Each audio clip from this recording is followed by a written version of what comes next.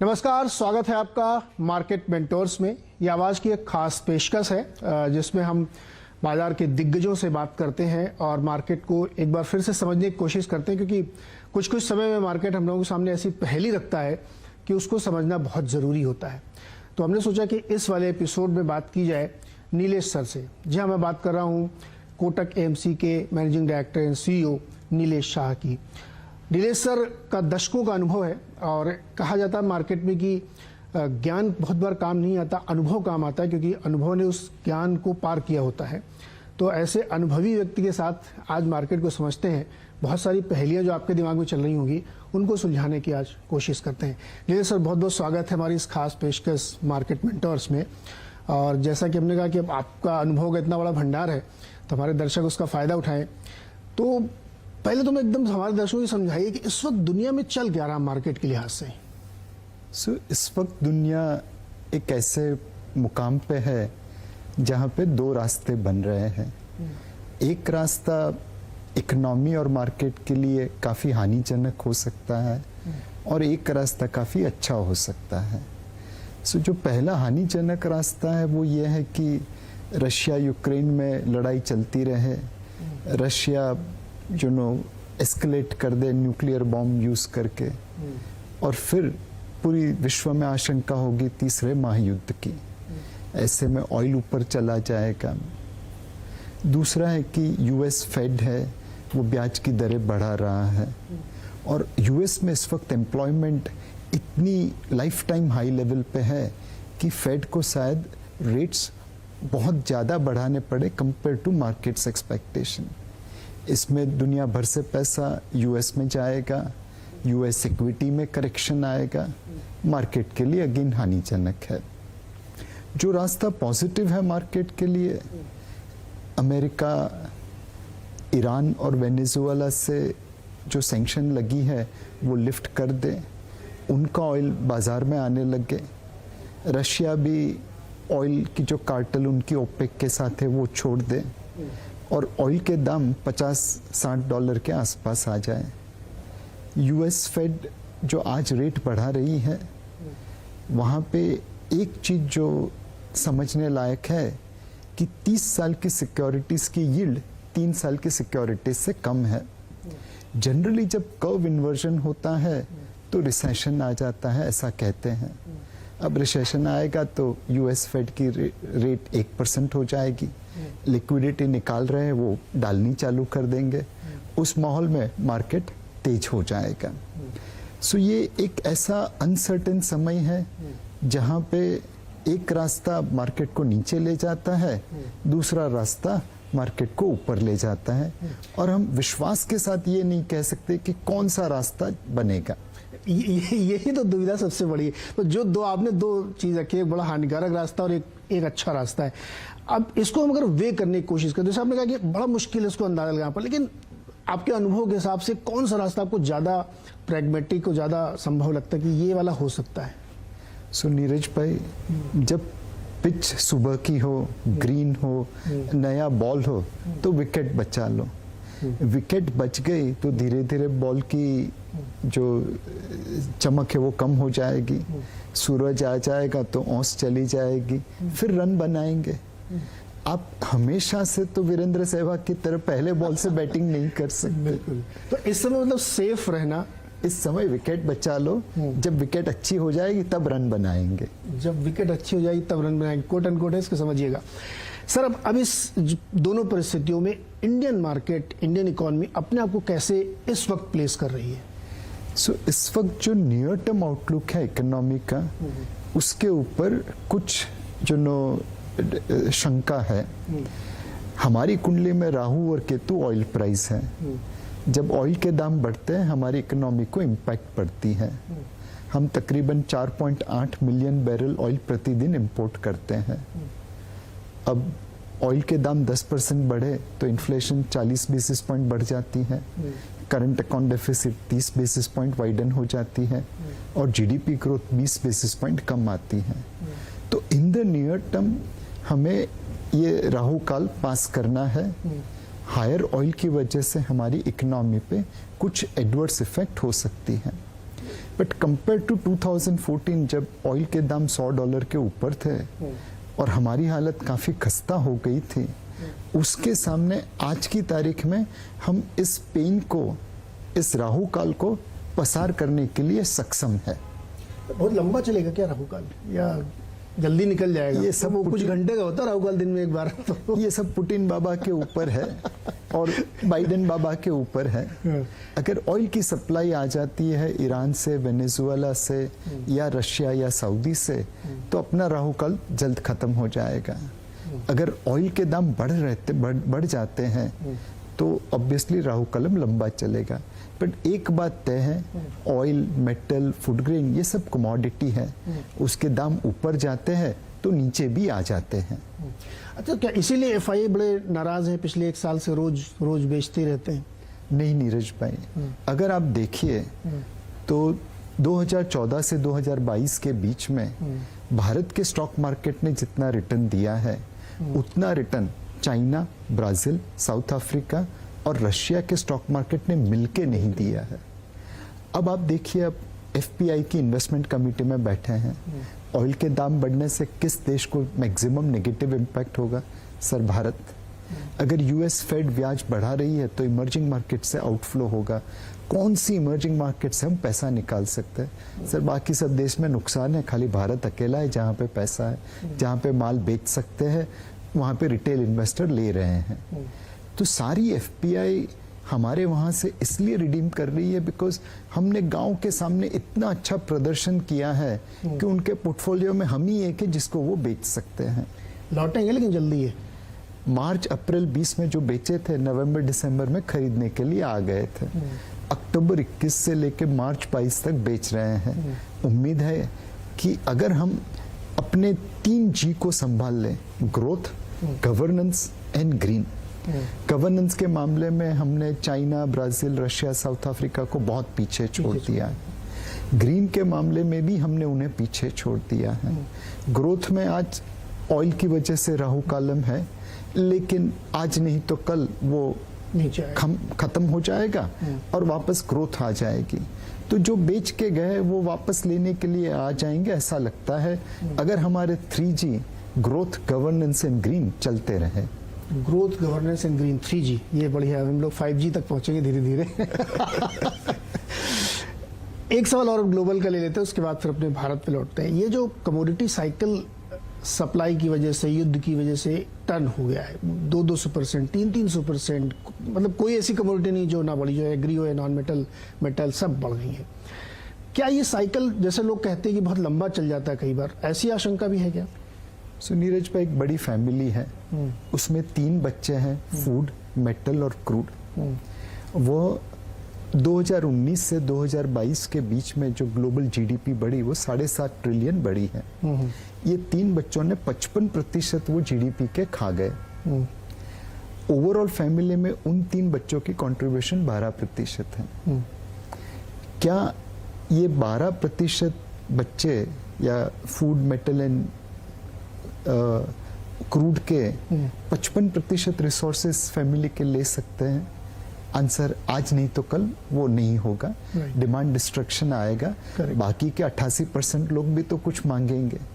तो हमें लगता है कि क्रूड, मेटल में डिमांड डिस्ट्रक्शन आएगा और फूड में सप्लाई बढ़ने की वजह से वापस वहाँ पे दाम कम होंगे। ये जो 12% आइटम 55% डिमांड कर रहे हैं, वो लंबे समय तक नहीं चलेगा। राइट सर, अब भारत की बात। अपने यहाँ ऐसे इतनी सारी हम लोग बातें, कई बहुत सारी चिंताएं की, लेकिन हमारा कॉन्फिडेंस नीचे नहीं, मार्केट नीचे नहीं आने को तैयार है। एक दिन जाता फिर अगले दिन उतना ही तेजी से बाउंस करता है। तो एक ये मुझे बताइए। दूसरा, अब अगर इंडियन मार्केट में किसी को अपनी पोजीशन बनानी है, अपने पोर्टफोलियो को सुधारना है, तो बहुत सारे आपके सेक्टर्स हैं, बहुत सारी थीम्स हैं, कैसे अपने आप को पोजीशन करें इंडियन में? एक कहावत है कि you don't bet against US. Similarly stock market में एक चीज हमने 30 साल से देखी है, you don't bet against India. So India growth story रुकावट आती रहती है, जैसे आज ऑयल की वजह से प्रॉब्लम है, but growth story over a period of time चलती रहती है. So be long India, never be against India. Second चीज हमने देखा है पिछले 30 सालों में, you have to buy good companies run by good managers at good prices. बोलना एकदम आसान है, करने में जान निकल जाती है. बट एक बार आपका माइंडसेट बन गया है कि अच्छी बिजनेसेस जिसके return on equity cost of capital से आगे हैं, अच्छे मैनेजर जो आपके लिए काम करे, आपके साथ चीटिंग नहीं करे और अच्छे दाम पे आप खरीद ले, तो रुकावट के बाद वो आपको रिटर्न हमेशा दे देता है. So don't bet against India. अच्छी कंपनी में निवेश करके समय दीजिए, ये आपके लिए रिटर्न बना ही देंगे. तो थोड़ा और जीरो डाउन करें तो सेक्टर्स भी रडार पे होंगे. अच्छा, कई बार बहुत बड़ी बड़ी कंपनियां कुछ ऐसे डिसीजन लेती है जिसमें समझ में नहीं आता ऐसा उन्होंने क्यों किया, तो उनको हटा के भी अगर हम देखें तो कोई सेक्टोरली थीम आपको डेवलप होती हुई इस वक्त लगता है कि मौके का फायदा उठा लेना चाहिए. सो हमें लगता है नीरज भाई इस वक्त जो मैन्युफैक्चरिंग सेक्टर है उसमें निवेश करना चाहिए. एक बहुत सिंपल एग्जाम्पल है, 2014 में भारत विश्व का 12th largest mobile phone manufacturer था. 8 से 10 बिलियन डॉलर सालाना इंपोर्ट करते थे. 3 फैक्ट्री मिला के 22 से 23 हजार करोड़ के प्रोडक्शन वैल्यू करती थी. हमने बहुत सारे कदम उठाए. 2022 में 200 से ज्यादा फैक्ट्री है. हम दुनिया के 2nd लार्जेस्ट मोबाइल मैन्युफैक्चरर बन गए चाइना के पीछे. हम यूएस, कोरिया और वियतनाम से ज्यादा मोबाइल फोन बना रहे हैं. 5 बिलियन डॉलर का मोबाइल एक्सपोर्ट कर रहे हैं और डोमेस्टिक प्रोडक्शन वैल्यू 2,20,000 करोड़ के आसपास हो गई.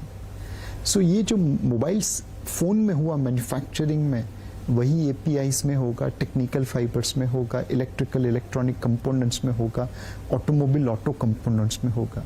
किसी में जल्दी होगा, किसी में थोड़ी देर से होगा.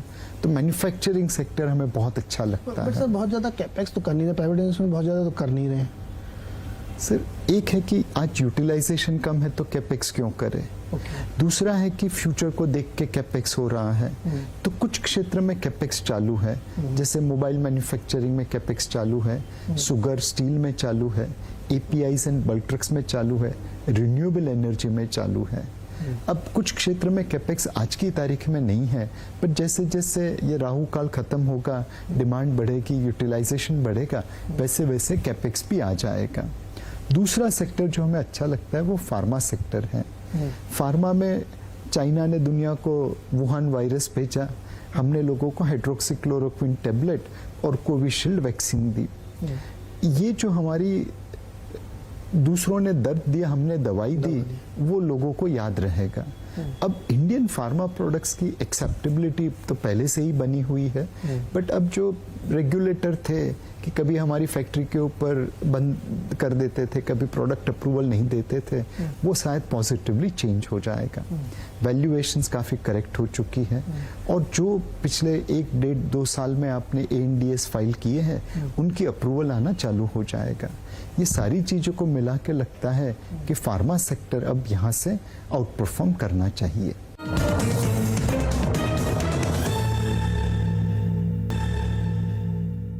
सर फार्मा सेक्टर बहुत बड़ा है ना. उसमें कुछ एपीआई प्लेयर्स हैं, कुछ मैन्युफैक्चरर हैं डायरेक्ट मेडिसिन के, कुछ प्लेटफॉर्म सर्विसेज केवल प्रोवाइड करते हैं. तो किस पे ज़्यादा, कुछ लोग चाइना +1 की स्टोरी हमें समझाते हैं, तो किस पे ज़्यादा फोकस करना चाहिए. इसमें नीरज भाई जैसे आपने कहा कि बहुत सारे अलग अलग प्रकार की कंपनी है, एक पोर्टफोलियो बना लीजिए. कुछ एपीआई वाले ले लीजिए, कुछ जेनेरिक मैन्युफैक्चर ले लीजिए, कुछ जो ब्रांडेड सेगमेंट में जा रहे हैं उनको ले लीजिए, कुछ जो बेसिक रिसर्च कर रहे हैं नए ड्रग्स की उसको ले लीजिए. ये सारे पोर्टफोलियो आपको सालाना आउट परफॉर्मेंस मार्केट के ऊपर देते रहेंगे. कुछ स्टॉक थोड़ी देर बाद चलेंगे, कुछ पहले चलेंगे, बट ओवरऑल ये फार्मा पोर्टफोलियो आपको डिफेंसिव भी रहेगा और आपको मार्केट आउट परफॉर्मेंस भी दे पाएगा और डॉलर का भी फायदा मिल जाएगा. एब्सोल्युटली. अच्छा सर, 2 सेक्टर और हैं जो बहुत ही इंटरेस्टिंग इस समय स्टोरी प्ले करें. एक ही करके लेते हैं. पहले रियल एस्टेट को देखिए आप, बहुत ही जबरदस्त तेजी है. जब भी किसी मैनेजमेंट से आप बात करिए तो वो ये कहते हैं कि हम तो दाम भी बढ़ा रहे हैं, उसके बावजूद बहुत रोबस्ट डिमांड आ रही, नए लॉन्चेस कर रहे हैं, रियल बायर आ रहा है। अभी इन्वेस्टर नहीं लेकिन रियल बायर बहुत है। और जब किसी होम लोन फाइनेंस कंपनी से बात की तो कहते हैं रोबस्ट डिमांड है। तो ये एक लंबी तेजी वाला माहौल है या कोविड से निकले एक पेंटअप डिमांड है, 1-2 साल चलेगी फिर ठंडी हो जाएगी? मेरे हिसाब से तो नीरज भाई ये बहुत लंबे समय का खेल है। एक आज ब्याज की दरें 6.5-7% के आसपास हैं। गवर्नमेंट ऑफ इंडिया खुद 7% के ऊपर बोरो करती है, बट आपको हाउसिंग लोन सस्ता मिलता है। दूसरा, अफोर्डेबिलिटी बढ़ी है बिकॉज पिछले कई सालों से रियल एस्टेट के दाम में उस तरह बढ़ोतरी नहीं हुई है जितनी लोगों की इनकम में हुई है। तीसरा, न्यूक्लियर फैमिली हो रहा है, लोग नए नए घर खरीद रहे हैं। और चौथा, सबसे मोस्ट इम्पॉर्टेंट, रेरा के तहत अब कंज्यूमर और डेवलपर इंटरेस्ट अलाइन हो गए हैं। पहले डेवलपर कंज्यूमर को फुटबॉल की तरह मारता रहता था, अब दोनों के इंटरेस्ट अलाइन है, दोनों साथ मिलकर काम कर रहे हैं। और most importantly real estate sector में अब बड़े बड़े कॉर्पोरेट हाउस निवेश कर रहे हैं, उनकी कंपनीज आ रही हैं। रियल एस्टेट में पहले मॉडल था कि आप जमीन खरीदें, फिर उसके ऊपर बिल्डिंग बनाएं और फिर बेचें। जितनी सप्लाई कम रहती थी उतने दाम बढ़ते रहते थे, आपको पैसा बनता था। अब मॉडल ये बनेगा कि जमीन किसी और की है, ये बड़ा हाउस जॉइंट डेवलपमेंट एग्रीमेंट करेगा, जितनी जल्दी बिल्डिंग बना के बेच पाएगा उसको उसका प्रॉफिट मिलेगा।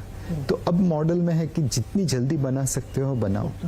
तो रियल एस्टेट सेक्टर हमारे हिसाब से जो तकरीबन 12-13% ऑफ जीडीपी था कुछ समय पहले और गिरता गिरता 8% हो गया, वो वापस डबल डिजिट की तरफ चला जाएगा। तो 8-10 साल की स्टोरी बनेगी है। 110%। ओके। एक सेक्टर और जो बड़ी दुविधा के दौर से गुजर रहा है सर, वो है ऑटोमोबाइल का। जो अपनी ट्रेडिशनल आइस इंजन वाली कंपनीज हैं और उसमें अब कुछ नए डिसरप्शन खास तौर पे 2 व्हीलर्स में आ गए हैं, इलेक्ट्रिक वाले 4 व्हीलर्स में भी आ गए हैं। कुछ कंपनियों ने बड़ी तेजी से काम किए हैं। इस सेक्टर को प्ले करना या इस सेक्टर में लोगों की नज़र बनाना बड़ा चैलेंजिंग काम हो गया। कुछ को लगता है कि पता नहीं अंडर परफॉर्मर है, सारी कंपनीज देखिए आप डेट फ्री हैं, बैलेंस शीट बहुत अच्छी है, लेकिन वो ग्रोथ नहीं आ रही है।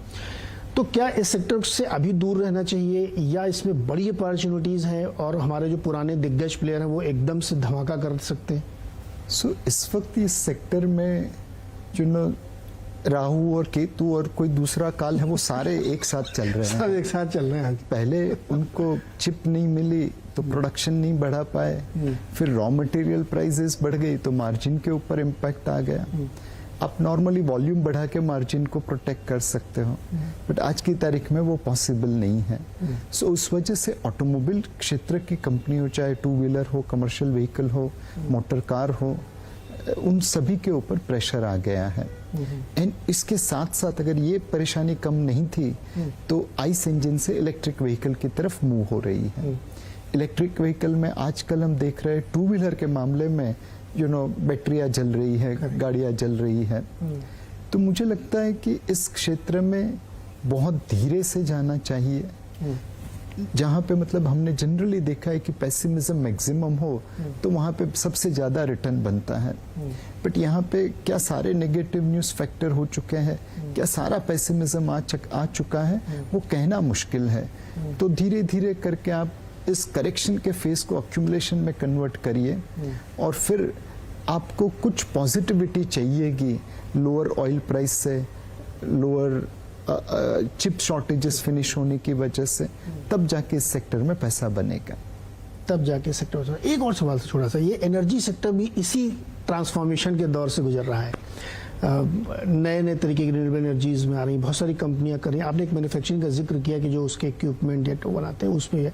अगर इसको भी मान लीजिए किसी को देखना है तो वो नए वालों को देखे या अभी पुराने में रुक सकता है? पावर सेक्टर में एक बात है कि बहुत सालों के बाद इस समर में हमें पावर कट की घटनाएं सुनाई देने लगी है।